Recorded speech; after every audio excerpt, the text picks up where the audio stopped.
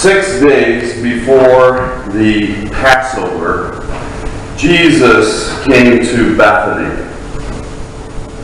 where Lazarus lived, whom Jesus had raised from the dead. Here a dinner was given in Jesus' honor. Martha served, while Lazarus was among those reclining at the table with him. Then Mary took about a pint of pure nard, an expensive perfume. She poured it on Jesus' feet, and she wiped his feet with her hair.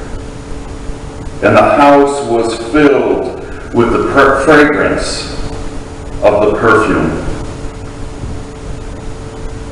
But one of his disciples, Judas Iscariot, who was later to betray him, objected. Why wasn't this perfume sold and the money given to the poor? It is worth a year's wages. He did not say this because he cared about the poor, but because he was a thief. As keeper of the money of the bag, he used to help himself to what was put into it. Leave her alone, Jesus replied. It was intended that she should save this perfume for the day of my burial. You will always have the poor among you, but you will not always have me. Meanwhile, a large crowd of Jews found out that Jesus was there and came, not only because of him, but also to see Lazarus, whom he had raised from the dead. So the chief priests made plans to kill Lazarus as well. For on account of him, many of the Jews were going over to Jesus and putting their faith in him.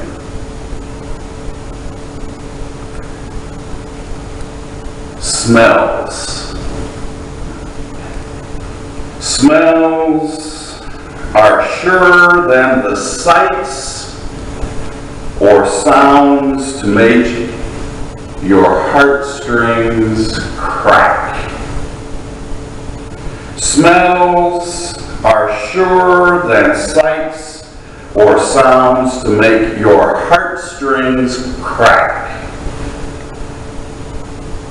Smell of perfume. Nard, pure nard.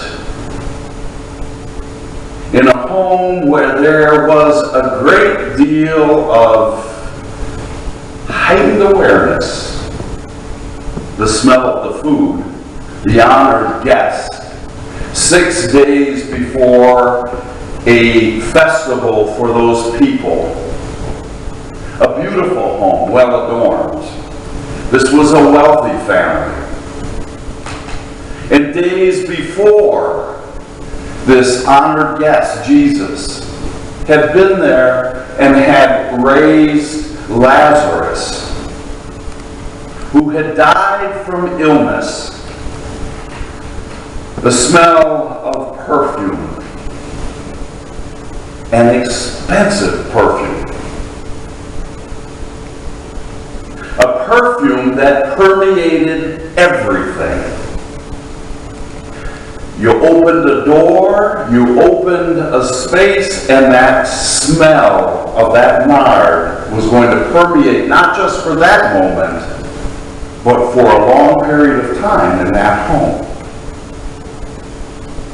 And for some looking on, it was obscenely used in a manner that offended, because it could have been sold for the poor. A year's wage, can you imagine spending that kind of money for a nard, for a perfume?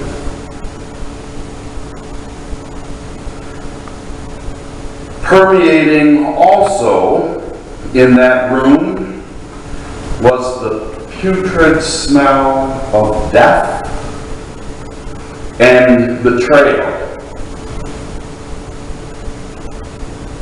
A contrast. That putrid smell of a corpse that had been rotting. The putrid smell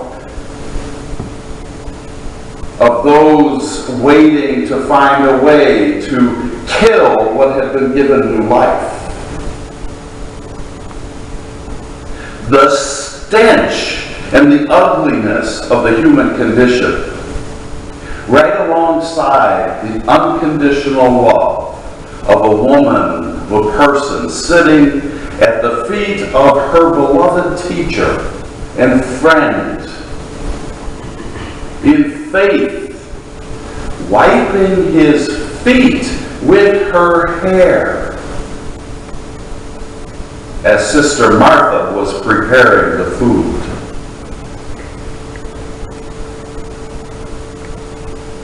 Oh, smells do give us so many memories at times.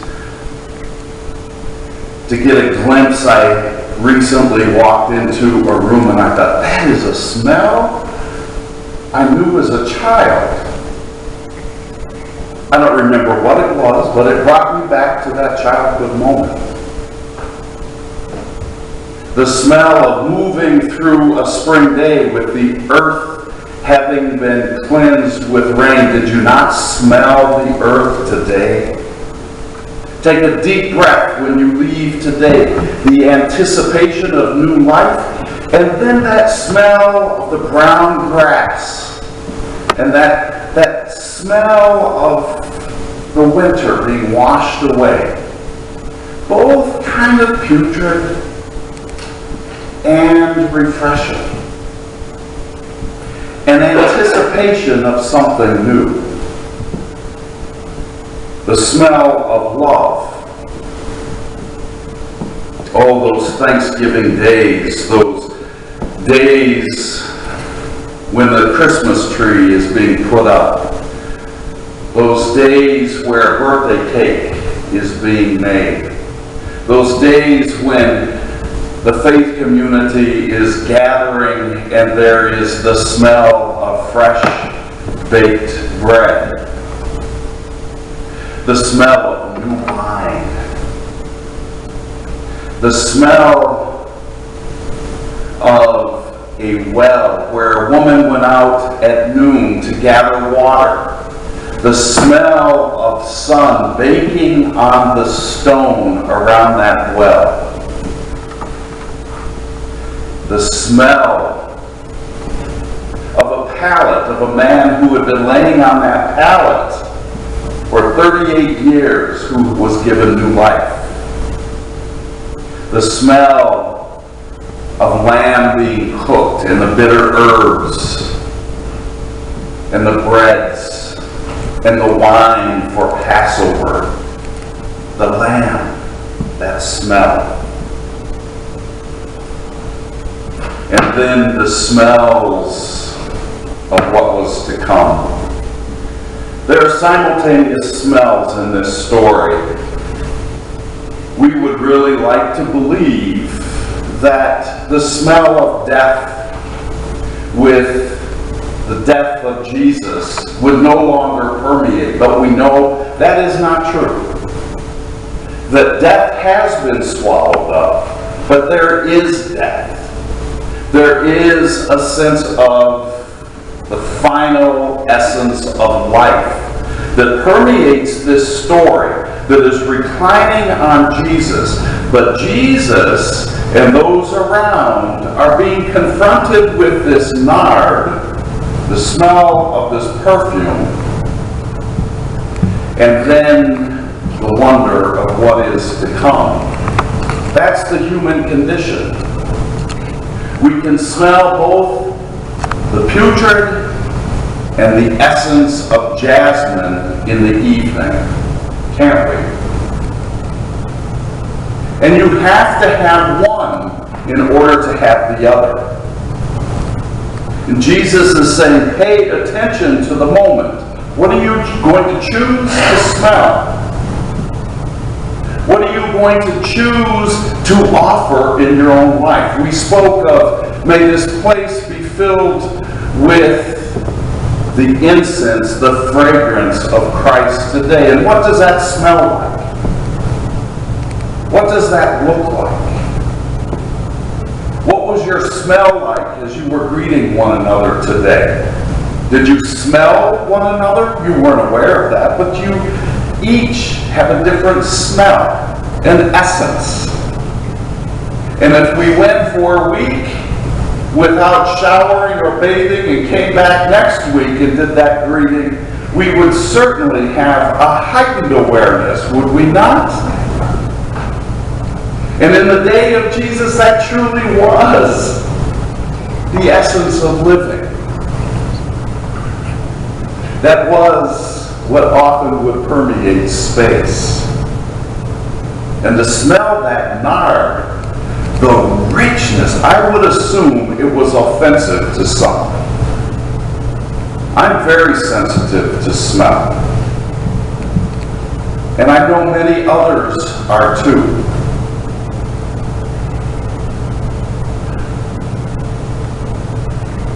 I like to smell good, don't you? I don't like the smell of the putrid. Although driving through Minnesota as the evening is waning and you occasionally get the smell of, starts with an S and ends with a K, what am I saying? It's a little creature that's black with a white stripe. And it confronts you with a reminder that there is the wild, that there is a creature that does not smell good at all, but has its beauty too. The incarnation, where Jesus incarnated the human condition, human life, but was also divine, could not have existed if there wasn't the smell of that beautiful nard and the smell of death that was moving through their midst.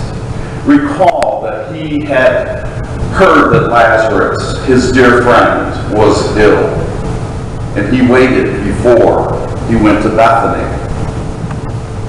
And by the time he got there, Martha greeted him and said, "Why did you wait? If you had been here earlier, he may not have died." And Jesus said, "It is so that I might be glorified." He says the same thing to Judas, who says, "This nard has been poured out so that I might be glorified." And Martha says to him, "Don't go into that tomb where we have buried him. The smell will be putrid." And Jesus didn't even go in. The stone was rolled away, and he says to his brother, "Come from the stench. Come from death into new life." And he says to Judas and all those that were gathered with their agendas, "This smell is for the essence of life and me among you. The poor will be with you always, but now it's time to honor what I have offered you." And that is pure love that is extravagant, that you can take to those who are poor. In the midst of a leper's putrid smell, you can bring the fragrance of new life. And the incarnation both entered the putrid as well as the fragrance of new life. Unique. Worth a year's wages. So Jesus is between both what was going to be planned for Lazarus, another death, and for himself in a week or so. This marks really the last Sunday in Lent, where we lift up the Lenten story. Next Sunday we go into Palm Sunday. We will have palms here. And then the next Sunday is Easter. And Jesus stands between both of those moments. That's the ambiguity of life. Jesus' death and resurrection does not totally obliterate that which is so difficult to experience. It makes it more palatable. It makes it more hopeful when we go through those periods where we wonder what next. May God fill you with the fragrance of new life. Choose new life. Be aware of that which is offensive. And what is offensive is that the poor do not have food. That there is legislation that keeps certain people out of middle-class America.